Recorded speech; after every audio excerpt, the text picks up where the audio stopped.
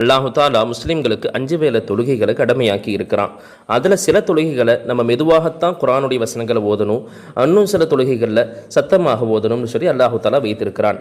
அப்படி மெதுவாக ஓத வேண்டிய தொழுகைகளாக இருக்கக்கூடிய லுஹருடைய தொழுகையிலையும் அசருடைய தொழுகையிலையும் எப்படி ஓத வேண்டும், தனக்கு கேட்குற மாதிரியாவது கொஞ்சம் வாய் அசைய வேண்டுமா அல்லது மனசுக்குள்ள ஓதனா தொழுகை கூடுமா கூடாதா, இது சம்பந்தமாக ஹனஃபி மதஹபினுடைய சட்டம் என்ன என்பதை தான் நம்ம இன்னைக்கு பார்க்க போகிறோம். அல் மசாயிலுல் முஹிம்மா 30வது பக்கத்தில் 1வது பாகத்தில் இமாம்கள் சொல்லி காட்டக்கூடிய வாசகங்கள் என்ன அப்படின்றத பார்க்கலாம். ஹனஃபி மதஹபினுடைய பஹ்ருர் ராயிக் என்ற கிதாபில் குறிப்பிட்டு காட்டுறாங்க. 588வது பக்கம் 1வது பாகம் கிதாபு சலாத் பாபு சிஃபத்து சலாத் என்ற பாடத்தில் அக்தருல் மஷாயிஹி அலா அன்னஸ் ஸஹீஹ அன்னல் ஜஹர அன் யுஸ்மஅ கைரஹு, சத்தமாக ஓத வேண்டியதனுடைய அளவு என்ன தெரியுமா? அல்லாஹ் தஆலா எந்த தொழுகையில் சத்தமாக ஓத சொல்லியிருக்கானோ அந்த தொழுகையில் சத்தமாக ஓதும்போது பிறருக்கு கேட்க வேண்டும், அந்த அளவுக்கு அளவுகோல் இடுகிறார்கள் இமாம்கள். அதே போல மெதுவாக ஓத வேண்டிய தொழுகையில் எந்த அளவுக்கு மெதுவாக ஓத வேண்டும் என்பதையும் அளவுகோலாக இட்டு காட்டும்போது இமாம்கள் சொல்லி காட்டுறாங்க. ஒல் முகாஃபத்தத்து அன்ன ஐ யுஸ்மஅ நஃப்ஸஹு, தனக்கு கேட்க வேண்டும், தனக்காவது தான் ஓதுறது கேட்க வேண்டும், மற்றவங்களுக்கு கேட்கக்கூடாது. அப்படி ஓத வேண்டும் என்றால் நாவுகள் அசைந்தாக வேண்டும், மனதுக்குள் ஓதினால் தொழுகை கூடாது. ஏன் ரசூலுல்லாஹி ஸல்லல்லாஹு அலைஹி வஸல்லம் மெதுவாக ஓதுனாங்க, மக்ரிப் இஷா ஃபஜ்ர்ல சத்தமா ஓதுனாங்கன்னு சொன்னா, தொழுகை கடமையான உடனே அல்லாஹ் ரப்பல் ஆலமீன் ஜிப்ரீல் அலைஹிஸ்ஸலாத்தை ரசூலுல்லாஹி ஸல்லல்லாஹு அலைஹி வஸல்லம் அனுப்பி வச்சான். 2 நாள் ஜிப்ரீல் அலைஹிஸ்ஸலாம் ரசூலுல்லாஹ் கூடவே தங்கி இருந்து தொழுகையினுடைய எல்லா சட்டத்திட்டங்களையும் எல்லா முறைகளையும் கற்றுக் கொடுத்தாங்க. தொழுகையுடைய நேரங்கள், தொழக்கூடிய முறைகள் எல்லாத்தையும் கற்றுக் கொடுத்தாங்க. அப்ப இந்த 2 நாள் கேப்ல நபி ஸல்லல்லாஹு அலைஹி வஸல்லம் தொழுகை பத்தி என்னென்ன டவுட்ஸ் எல்லா டவுட்ஸும் ஜிப்ரீல் அலைஹிஸ்ஸலாத்துக்கு கேட்டு தெரிஞ்சுக்கிட்டாங்க. ஆனால் இந்த லொஹர் அஸ்ர் மக்ரிப் இஷா இந்த மேட்டரை மட்டும் ஜிப்ரீல் அலைஹிஸ்ஸலாம் இப்பதான் தொழு வச்சாங்க, ரசூலுல்லாஹ் கேட்கவே இல்லை.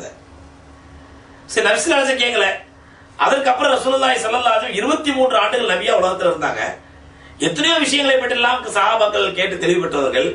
இந்த விஷயத்திலே பெருமானா ஸல்லல்லாஹு அலைஹி வஸல்லம் எந்த சஹாபியும் கேள்வி கேட்கல, பெருமானா ஸல்லல்லாஹு அலைஹி வஸல்லம் எந்த பதிலும் சொல்லல. எந்த சஹாபியாவது கேள்வி ஒரு தடவை கேள்வி கேட்டாலாவது ரசூலுல்லாஹி அல்லாஹ்ட்ட கேட்டா சொல்லிருப்போம், யாரெல்லாம் என்ன காரணம் அப்படின்னு சொல்லி. எந்த சஹாபியும் கேட்கல, நபி ஸல்லல்லாஹு அலைஹி வஸல்லம் சொல்லல.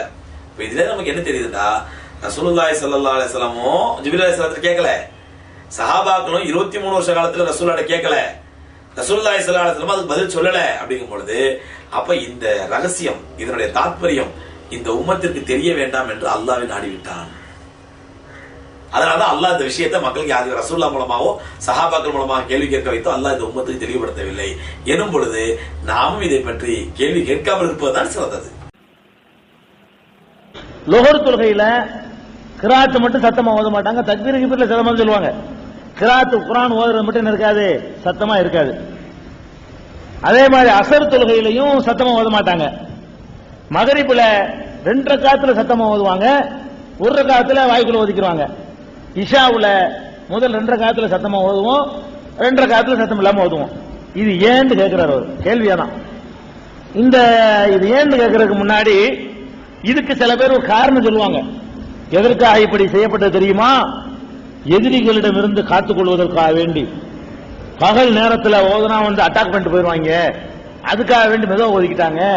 இரவு நேரத்தில் ஓதுனா என்ன செய்யாது, அட்டாக் இருக்காது, அதனால என்னஞ்சாங்க சத்தம் போட்டு ஓதுனாங்க அப்படின்னு ஒரு வியாக்கியானத்தை சில பேர் கொடுப்பாங்க. இந்த வியாக்கியானம் தவறு. பகல்ல சத்தம் போட்டாதான் சேஃப்டி அதிகம், இரவு நிசப்தமா இருக்கும், ஓதுறது நல்லா விளங்கும், தூங்கி இருந்தால் விளங்கும், வந்து இழுத்து போட்டு அடிக்கிறது அதான் வசதி, வழங்குதா? அதனால அந்த காரணமே தப்பு. அப்படித்தான் காரணம் சொல்றாங்க நிறைய பேர். என்ன சொல்றாங்க, பகல்ல எதிரிகளுடைய ஆபத்து இருந்துச்சு, சத்தம் போட்டு அடிச்சிருவாங்க, அதுக்காக வேண்டி. அப்படின்னா 2ல சத்தம் போட்டு 2லயே மெதுவா ஓதணும், மொத்தமாவில நைஷா 4லயும் மெதுவா ஓதணும். அப்ப ஜும்மாவில இதுக்கு சத்தம் போடணும், அது பகல் தானே, ஜும்மாவில இதுக்கு சத்தம் போட்டு ஓதணும், பெருநாள் சத்தம் போட்டு ஓதணும். இதெல்லாம் சும்மா கிறுக்குத்தனமா ஒரு காரணம் சொல்றது. என்ன விஷயம், இபாதத்துகளை பொறுத்த வரைக்கும், அதாவது ரசூல் ஸல்லல்லாஹு அலைஹி வஸல்லம் ஒரு வழிமுறை நம்ம காட்டு தர்றாங்கன்னா, இபாதத்துல காரணம் கேட்க கூடாது. மற்ற தத்துவங்கள்ல நீங்க காரணம் கேட்கலாம், கொள்கையில கேட்கலாம், சட்டதிட்டங்கள்ல அறிவுபூர்வமா கேட்கலாம். இப்ப உதாரணமா தக்பீரை கட்டுறாங்க, இப்படி கட்டாமல் ஏன் இப்படி கட்டவில்லை?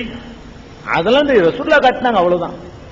இப்படி கட்டலாம்ல, இப்படி கட்டாம எப்படி கட்டினாங்க எங்களுக்கு தெரியாதுப்பா, ரசூலுல்லாஹ் இருந்தாங்க. நோக்கலாம் அல்லாஹ் சொல்லலைங்க, ரசூலுல்லாஹ் சொல்லலையே, அது எங்களுக்கு தெரியாது. அல்லாஹ் ஒண்ணுதான் செய்ய முடியும். அந்த மாதிரி பெருமாள். சரி, நான் கேட்கிறேன், ஒரு யூனிஃபார்ம்ல எல்லாம் 4 இருந்தா அழகா இருக்கும்ல ஞாபகம் வச்சுக்கிறதுக்கு? சுபுக்கு 4, லோஹருக்கு 4, அசருக்கு 4, மகரிபுக்கு 4, இஷாவுக்கு 4, எல்லாத்துக்கும் ஈஸியா இருக்கும்ல ஞாபகம் வச்சுக்கிறதுக்கு? அது என்ன 2, அப்புறம் 4, அப்புறம் 4, அப்புறம் 3, அப்புறம் 2 ரக்காத்து, அப்புறம் 4. இது என்ன கணக்கு? இது குழப்பதுல அப்படி நினைச்சுக்கிட்டு எல்லாம் பார்க்க முடியுமா? அதெல்லாம் ரசூல் ஸல்லல்லாஹு அலைஹி வஸல்லம் சுபுகுல 2ண்டாங்க, முடிஞ்சு 2 தான். லோகர்ல 4ண்டாங்க. இதுக்கெல்லாம் காரணம் கேட்க கூடாது. அந்த நேரத்தில் உள்ள வழிபாட்டு முறை அப்படித்தான். அந்த மாதிரி பெருமானார் ஸல்லல்லாஹு அலைஹி வஸல்லம் அவர்கள் சுபுஹ் தொழுகையில சத்தமிட்டு ஓதியிருக்கிறார்கள். மகரிபுல முதல் 2 ரக்காத்தில் சத்தமிட்டு ஓதியிருக்கிறார்கள். ஆதாரப்பூர்வமான ஹதீஸ் இருக்கு. இஷாவுல முதல் 2 ரக்காத்துகள்ல சத்தமிட்டு ஓதியிருக்கிறார்கள். மற்ற ரக்காத்துகள்ல எல்லாம் சிறாக வாய்க்குள்ளே ஓதுவார்கள். சில நேரத்தில் சில வார்த்தைகளை மாத்திரம் கேட்கும்படி சொல்லுவார்கள். வாய்க்குள்ள ஓதிக்கிட்டு இருப்பாங்க. ஓதிக்கிட்டு இருக்கும் போதே இதுக்கு சுராதம் இந்த மாதிரி ஓதிக்கிட்டு இருக்கிறாங்க ஞாபகப்படுத்துறதுக்காக வேண்டி அப்படி 1-2 விசுமியோனா அஹ்யானன் சில நேரத்தில் 1-2 வார்த்தைகளை கேட்கும்படியும் செய்வார்கள் அப்படின்னு ஹதீஸ்ல இருக்குது. பெருமானார் ஸல்லல்லாஹு அலைஹி வஸல்லம் அவர்கள் எப்படி தன்னை தொழுது காட்டி பின்பற்ற சொன்னார்களோ அப்படி பின்பற்றணுங்கிற அடிப்படையெல்லாம் செய்யப்படுறமே தவிர அதுக்கு யாரு சொல்ற என்ன காரணம் சொன்னாலும் அது தப்பு, இபாதத்துக்கு காரணம் சொல்ல முடியாது. லுஹர் தொழுகை மற்றும் அசர் தொழுகையின் போது இமாம் ஏன் சப்தமாக சூறாக்கள் ஓதுவதில்லை? தெரியலையே, ஏன் ஓதலன்னு தெரியலையா? ரசூல்லா அப்படி ஓதுனாங்க, சத்தம் போடாம மனசுக்குள்ள ஓதிட்டாங்க. ரசூல்லாவுக்கு ஜிப்ரீல் அலைஹிஸ்ஸலாம் வந்து ஓதி காட்டினாங்க, அவங்களும் மௌனமா ஓதி காட்டிட்டு போயிட்டாங்க. அவ்வளவுதான். அதை தாண்டி அதுக்கு வேற எந்த பதிலும் இல்லை. எதுக்கு சுபுல சத்தம் போடுறிய, எதுக்கு லுஹர்ல சத்தம் போடல? சரி, மகரிபுல 2 ரக்காத்துல போட்டியே, மீதி 1 ரக்காத்துல சத்தம் போட்டா என்ன குறைஞ்சா போயிருவேன்? இஷாவில் 2 ரக்காத்து போட்டவன் இன்னொரு 2 ரக்காத்துக்கு சேர்த்து போட வேண்டியதானே? ஒன்னும் தெரியாது, பதில் இல்லை. அல்லாஹ்வுடைய தூதர் சல்லு கமார் ஐத்து மூனி சல்லி, என்னை எவ்வாறு தொலைக்கண்டீர்களோ அவ்வாறு தொழுவுங்கள் என்றார்கள். நபிகளார் இப்படி தொழுதார்கள், நாம அப்படி தொழுதுறோம். அதை தாண்டி அதற்கு நமக்கு வேற எந்த தர்க்க ரீதியான காரணங்களும் பதில்களும் நமக்கு தெரியாது.